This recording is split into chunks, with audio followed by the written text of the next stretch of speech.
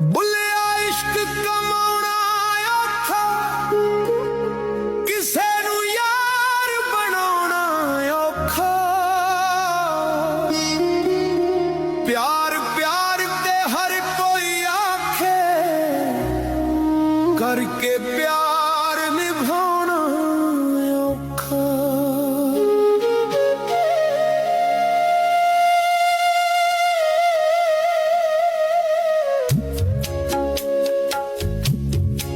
हर कोई दुखों ते हस लेंदा है, किसे दा दर्द वंडाउणा औखा।